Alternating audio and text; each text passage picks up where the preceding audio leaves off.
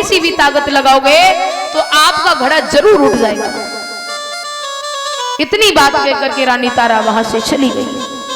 महाराज हरिश्चंद्र ने प्रयत्न करके घड़ा को उठाना चाहा, लेकिन दादा पानी के अंदर उनका शरीर जो है नहीं ठहर पाया, इतना कमजोर शरीर था। आज उसी समय महाराज के पैर फिसल गए तो महाराज घड़ा फूट गया। जैसे ही घड़ा फूटा है, आज उसी समय दादा रानी ने कलश वाली बिटिया निकल के बाहर आ जाओ, खड़ी है जाओ करो, तुरंत सांप नहीं डिंगी बैठे करो, पट्ट ठाड़ी है जाओ, तुम्हारी दुकान सही चल रही है। बोली गोविंद भगवान की।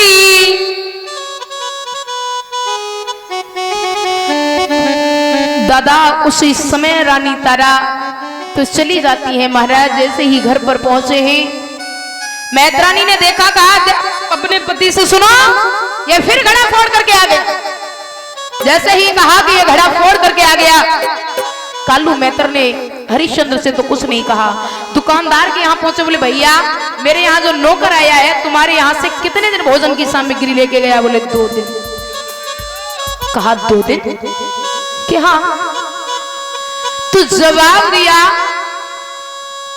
आज महाराज उसी समय कालू मेहतर को आकर के राजा हरिश्चंद्र को पास में बुलाया और कालू मेहतर ने आज हरिया को गले से लगा लिया और कहा, हरिया मैं नहीं जानता था तूने इतने दिनों तक निराहार होकर के मेरी सेवा की, मैं नहीं जानता था। आज महाराज उसी समय जैसे ही इतनी बात कही, कहा कि आज के बाद में तो काशी की गलियों में झाड़ू लगाओगे, नई मैत्रानी के लिए जल भर के लेकर के आओगे। एक लाठी दी, कंबल दिया, कहा जाओ मरघट पर रोजाना लाश जलने के लिए आती है, मरघटिया बनकर के तुम पहरा लगाओगे, लेकिन इतना ध्यान रखना कि कोई भी लाश मुफ्त में ना जल जाए, कर का टका लेना, और यदि कर का टका ना हो तो कफन ले लिया करना, लेकिन इतना ध्यान रखना कोई लाश मुफ्त में ना जले। आज दादा हरिश्चंद्र उसी समय मरघट पर जाकर के मरघटिया बन के पहरा लगाने लगे। समय गुजरता हुआ जा रहा है। इधर ब्राह्मण और ब्राह्मणी एकादशी का व्रत किया करते थे, तो उन्होंने उस एकादशी के व्रत का उद्यापन करने के लिए घर में बहुत बड़ी पूजा रखी, उद्यापन कर रहे थे। तो उसी समय रानी तारा से कहा ब्राह्मणी ने कि सुन, आज अपने लड़के से कह देना फूलों की ज्यादा जरूरत है, बड़ी सी छपरिया लेकर के जाए। बोली ठीक है। उसी समय बेटा रोहितास को मैया ने पास बुलाओ और लल्ला को पास में बुलाए कि मैया समझाए कि बोली लाला आज फूलों की ज्यादा जरूरत है, तुम जो है पुष्पों की बड़ी सी छपरिया लेकर के जाना। बेटा रोहितास ने उसी समय माँ के कहने पर पुष्पों की छपरिया को हाथ में लिया और लेकर के लाला आज जैसे ही बाग में पहुंचा है। ध्यान रखना दादा, जो लाला बाग में पहुंचा, सुंदर सुंदर फूल तोड़ तोड़ करके बेटा रोहितास जो है छवरिया में रखता जा रहा है। जब छवरिया में पुष्पों को रखता हुआ जा रहा है, देखा कि सम्मुख एक बड़ा ही सुंदर फूल खिला हुआ है। सुंदर से पुष्प को जैसे ही देखा, आज महाराज उसी समय सोचा ये फूल बड़ा सुंदर है, अगर महाराज इसको देखेंगे तो बड़े प्रसन्न हो जाएंगे। तो ध्यान रखना दादा, आज बेटा रोहितास ने उस पुष्प को तोड़ने के लिए जो हाथ बढ़ाया, उसी समय विश्वामित्र महात्मा उस फूल में जो है आकर के नाग बन करके बैठ गए थे। जैसे ही लाला ने हाथ बढ़ाया, फूल से नाग बन करके विश्वामित्र ने डस लिया। जैसे ही डसा, बेटा मैया मैया कह करके चिल्लाने लगा, बोले मां मुझे किसी ने डस लिया, मुझे बचाओ। अब मैया होती तो लाला को बचाती। महाराज आज जब मैया ने को बुला रहा है लाला, लेकिन बेटा ने जब मैया को आवाज लगाई है बेटा कि शरीर में जो है उस नाग का जहर पौड़ने लगा।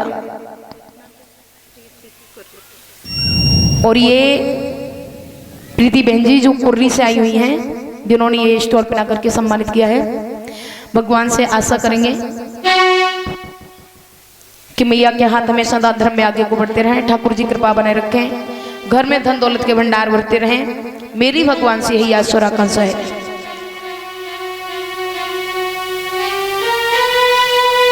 और ये भैया देवचंद जो जमतपुर की मड़ैया से आए हुए हैं, जिन्होंने 101 रुपए का हार पहना करके हमें सम्मानित किया है। यज्ञपति और परीक्षित महाराज मैया सहित जो हार पहना करके सम्मानित करते हैं, भगवान से आशा करेंगे कि ठाकुर जी महाराज कृपा दृष्टि बनाए रखें, घर में धन दौलत के भंडार भरे रखें। मेरी भगवान से यही आशा और आकांक्षा है। बोलिए गोविंद भगवान की। आज महाराज उसी समय रानी तारा को जब लाला ने आवाज लगाई, मां मुझे बचाओ, मुझे किसी ने डस लिया। महाराज इधर विश्वामित्र महात्मा वहां से आए, काशी की गलियों में आवाज लगा दी, अरे किसी मैया का लाल बाग में फूल तोड़ने के लिए गया था, उसे सर्प ने डस लिया है। जिस माँ का लाला हो वो चली जाए और अपने बेटे को ले आए। जो ये बात महाराज सुनी रानी तारा ने, मैया के होश उड़ गए।